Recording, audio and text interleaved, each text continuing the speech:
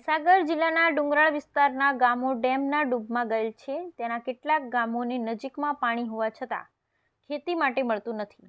તે બાબતે ડેમમાંથી નજીકના તળાવમાં પાણી નાખવામાં આવે તેવી કડાણા જિલ્લા મહીસાગર જિલ્લાના સામાજિક અગ્રણી મગનભાઈ ડામોરે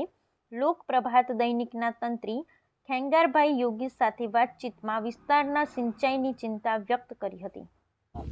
આનર્ત ભારતી વાંસા અને ગુજરાત સરકારના પ્રયત્નો થકી આજથી એ મૂળે જંગલમાં રહે છે, ડુંગરોમાં રહે છે। એ જાતિ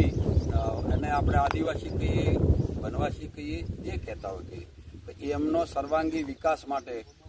એક યોજના શરૂ કરી છે। આદિવાસીનો વિકાસ આદિવાસીના હાથે, એના ભાગરૂપે અમે કડાણા જે છે મહીસાગરનો એ કડાણા વિસ્તારમાં છીએ અત્યારે, ને અમારી સાથે આ વિસ્તારના સમાજ સેવક છે અને જે સંઘ સાથે પણ જોડાયેલા છે અને વનવાસી કલ્યાણ માટેની વિવિધ યોજનાઓ ચલાવે છે। એ ભાઈને આપણે વાત કરીશું કે ભાઈ ખરેખર આ વિસ્તારમાં જ્યારે ડેમ બન્યો તો ડેમ બન્યા સરકારે અનેક સાધનો આપ્યા છે, રસ્તાઓ આપ્યા છે, મકાન, વીજળી બધું આપ્યું છે, પણ પાણીનો જે પ્રશ્ન છે એ માટે શું કરી શકાય એ મગનભાઈને હું વાત કરું છું। આપણા જે આ કડાણા વિસ્તારમાં જે ડુબણ એરિયા કે ધારો કે જમીન ક્યાં વિતરણ કરી કે શું કરી એ વડવાઓને ખબર, પણ અત્યારે જે જંગલ વિસ્તાર તોડીને આ તે કરીને જે વસવાટ કર્યો એના પછી જે ડેમ એક બાજુ પાણીનું કોઈ માપ નથી, પાણી તો ઘણું બધું છે, પણ જે ખેતી લાયક છે જમીન એ ખેતી સુધી પાણી પહોંચાડવું એ આ સમસ્યા એક છે કે ભાઈ કૂવા ખોદ્યા તો કૂવામાં પાણી ઓછું છે,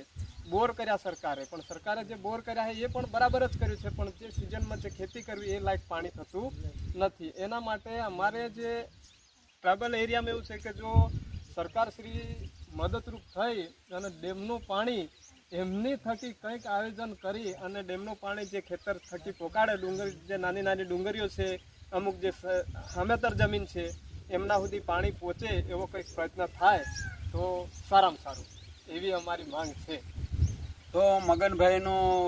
કહેવાનો એવો અર્થ થાય છે કે કડાણા ડેમ જે છે, કડાણા ડેમમાંથી પમ્પિંગ કરી અને તળાવમાં પાણી નાખે અને તળાવમાં પાણી નાખે અને એ ખેતરો સુધી પહોંચે, એવી આરી એક વાત છે। એ ખરેખર બહુ સરસ વાત છે અને આ બાબતે સરકાર સાથે સંકલન કરી અને આપણે એક પ્રયત્ન કરીશું। કે બીજું કે અહીંયા વિપુલ પ્રમાણમાં વિવિધ પ્રકારની વનસ્પતિઓ છે। આજે ફરીથી વન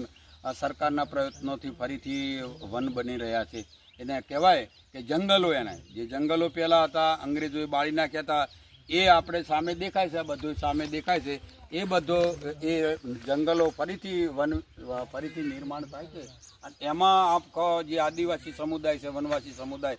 સહભાગી થાય છે વન નિર્માણ કરવામાં, તો એમાં પણ વન સાથેના ઔષધો નિર્માણ થાય તો એમને રોજગારી મળતી થાય અને સ્વનિર્ભર બને, આત્મનિર્ભર આદિવાસી સમુદાય બનશે તો હું માનું છું કે સર્વાંગી વિકાસ થશે અને આદિવાસી સમુદાય જે મૂળ આદિજાતિ પહેલેથી જે ડુંગરોમાં અને જંગલોમાં રહે છે,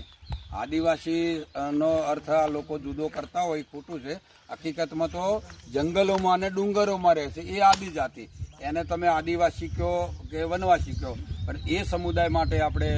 સરકાર સાથે વાત કરીશું અને મહીસાગરના કડાણા વિસ્તારમાં નો આ એક સંદેશો સરકાર સાથે આનર્ત ભારતી વાંસા દ્વારા પહોંચાડશું। ખેંગાર યોગી, લોકધારા, પાટણ।